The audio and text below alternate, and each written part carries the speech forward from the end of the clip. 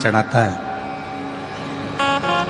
आज मैं उसको बहुत नाराज होऊंगा और उसका खोटा सिक्का उसको उठा के दे दूंगा। जो सिक्का चलता ही नहीं तो उसको मंदिर में चढ़ाने से मतलब क्या। खूब गुस्सा होऊंगा मैं आज उस पर और उसको मारूंगा अलग और उसका सिक्का उसी को दूंगा। गुरुजी ने कहा नहीं, उसका सिक्का उसको नहीं देना है और वो खोटा सिक्का चढ़ा रहा है तो चढ़ान दे। गुरुजी क्यों? अपने काम का सिक्का नहीं है तो फिर चढ़ाने से मतलब क्या है? गुरुजी ने कहा उसको मालूम है जो सिक्का बाजार में नहीं चल सकता, जो सिक्का किसी मॉल में नहीं चल सकता, जो सिक्का किसी शॉपिंग मॉल में नहीं चल सकता, वो सिक्का मेरे काल अधिपति महाकाल के चरणों में चलता। उसको मालूम है कि ये कहीं नहीं चलेगा, यहां चल सकता है। और तुझे तो बड़ा गर्व होना चाहिए कि मेरा शिव, मेरा ओघड़दानी, मेरा त्रिकालदर्शी, मेरा कैलाशी अविनाशी खोटों को भी चला रहा है। किसकी सामर्थ्यता है जो खोटों को, फटों को, टूटों को सबको चला ले?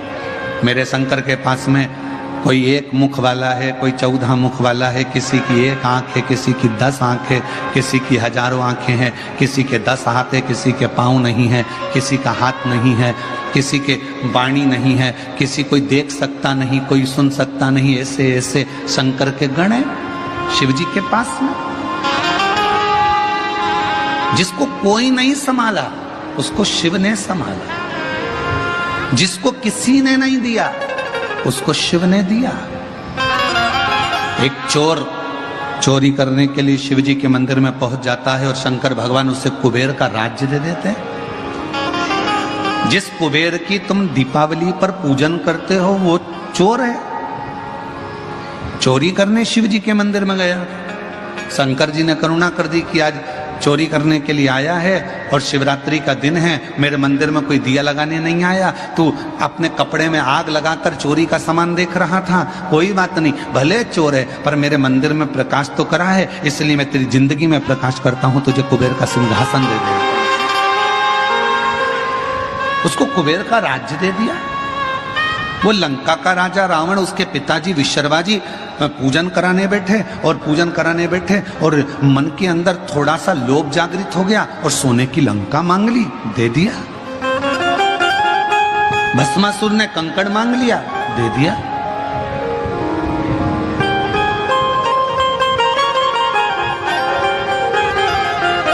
सावित्री ने पति मांग लिया, दे दिया।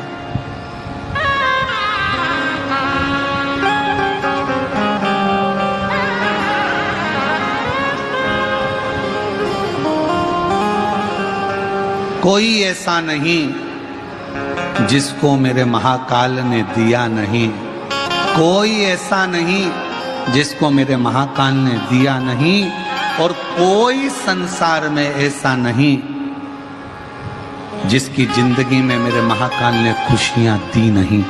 सबको दी, संपूर्ण विश्व को। शिव महापुराण की कथा जितने सालों से आप लोग श्रवण कर रहे हैं, जब से आपने सुनना चालू करा, कोई ने 10 साल, कोई ने 5 साल, कोई ने 8 साल, कोई ने 15 साल, कोई ने 20 साल, कोई 3 साल, कोई 4 साल, कोई 5 साल से कथा सुन रहा है। आप सब अपने हृदय पर हाथ रखकर देखना कि जब से कथा सुनना चालू करी तब से लेकर आज तक, और कथा नहीं सुनते थे शिव पुराण की, उसके पहले का समय निकालना, कितनी दुख की जिंदगी चल रही थी, और जल चढ़ाने के बाद में, शिव की कथा सुनने के बाद में जिंदगी एक पटरी पर।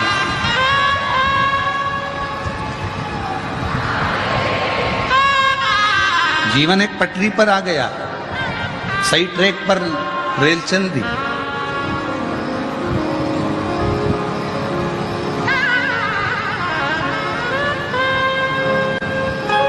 और जो जैसी भावना लाया वो वैसा ही फल पाया, जो जैसी भावना लाया वो वैसा ही फल पाया, नहीं खाली उसे लौटाया वो मन ही मन हर्षाया।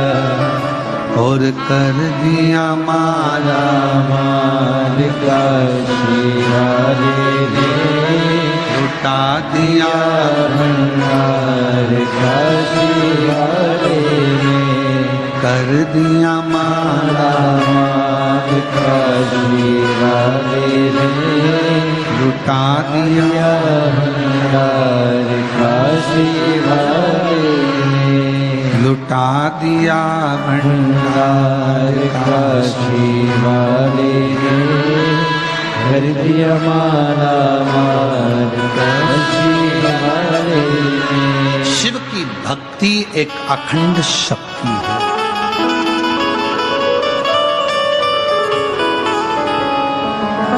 और हम हमारे बेटा बेटियों से, नवयुवक बच्चों से कहेंगे, अभी 1 जुलाई से शिक्षा का नया सत्र प्रारंभ हुआ है, स्कूल खुले हैं। हमारा बेटा बेटियों से निवेदन है, छोटे छोटे बच्चों से निवेदन है कि स्कूल का एजुकेशन का, शिक्षा का नया सत्र 1 जुलाई से प्रारंभ हुआ है। और 1 जुलाई से ये जो शिक्षा का सत्र प्रारंभ हुआ है, आप अपने भीतर एक विश्वास इतना प्रबल एकत्रित करना, खूब पढ़ाई करना, खूब मेहनत करना, और शिव जी को 1 लोटा जल चढ़ाते चढ़ाते अच्छे अंकों से पास होते चले जाना और मंजिल तक पहुंचते चले। अपने अंदर एक एनर्जी, शिव की भक्ति भीतर से शक्ति देती है। आप जितनी जितनी शिव भक्ति को धारण कर सकते हो सावन के महीने में उतना करो। और मेरा निवेदन सभी मेरी जीजियों से, मेरे जीजाओं से, मेरी बेटियों से, बेटाओं से, मेरी माताओं से, श्रावण के महीने के जितने सोमवार रहें, प्रत्येक सोमवार को शंकर जी का अगर मंदिर जा सको तो ठीक है, ना जा सको तो शिखर का दर्शन, और वो भी ना कर सको तो अपने घर में जो शिवलिंग है उस पर 3 बार, 3 छोटा सा लोटा ले लो, बड़ा लोटा ले लो, कैसा भी, 3 बार शिव जी का नाम लेकर 3 बार जल को अवश्य चढ़ाएं। जितने सोमवार पड़े श्रावण के महीने में आप 3 बार, भले 1 लोटा जल है उसी को रोक रोक कर 3 बार चढ़ा, पर 3 बार चढ़ाओ।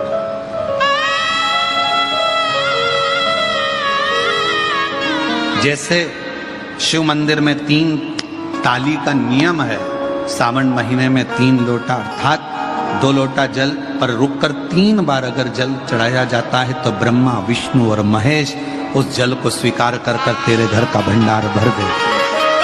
3 बार जल अवश्य। त्रिगुणाकार, त्रिनेत्रधारी, त्रिशूलधारी, त्रिपुंडधारी मेरे भगवान त्रिलोकी के नाथ के लिए सावन के महीने में 3 बार जल चढ़ाया हुआ हमारे को 3 लोक का राज्य प्रदान कर देता है।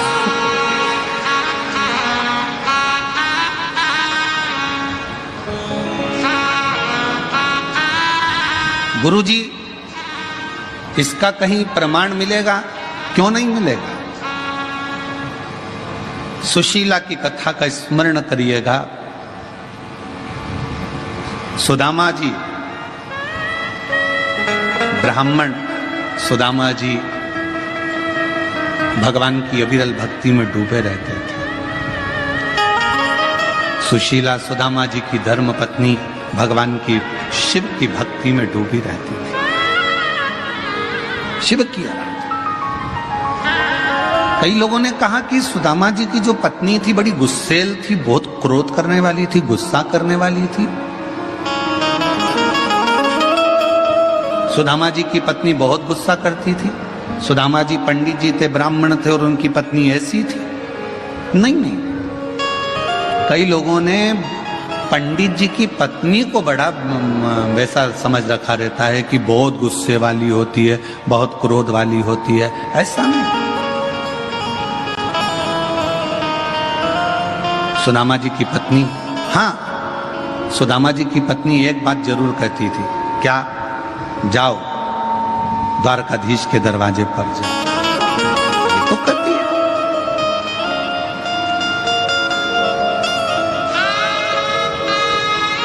तुम कहते हो कि तुम्हारा मित्र है सुदामा जी, आप कहते हो आपके मित्र हैं कृष्ण, तो आप जाओ उनसे जाकर अपने मन की दशा को।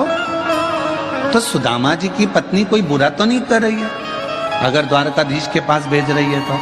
तुम सबसे तो अच्छी है सुदामा जी की पत्नी। तुम तो अपने पति से रोज सुबह से उठते से कहती है जाओ दूध की थैली ले आओ, जाओ सब्जी ले आओ, जाओ ब्रेड का पैकेट ले आओ, जाओ ये सामान ले आओ। तो सुदामा जी की पत्नी तो तुमसे भी अच्छी है, कम से कम सुबह से उठकर ये तो कहती है कि द्वारकाधीश के दरवाजे पर जाओ, भगवान की चौखट पर जाओ, भगवान के दरवाजे पर जाओ।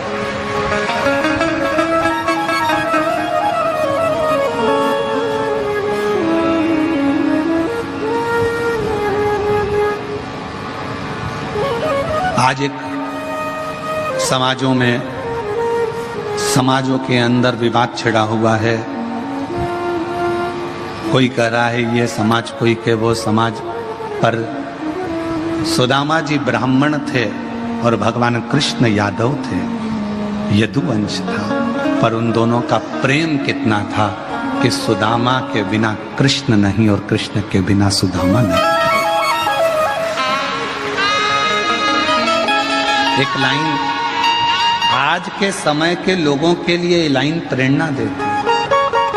जितनी राधा रोई रोई कान्हा के लिए, जितनी राधा रोई रोई कान्हा के लिए, कन्हैया उतना रोया रोया है सुदामा के लिए, कन्हैया उतना रोया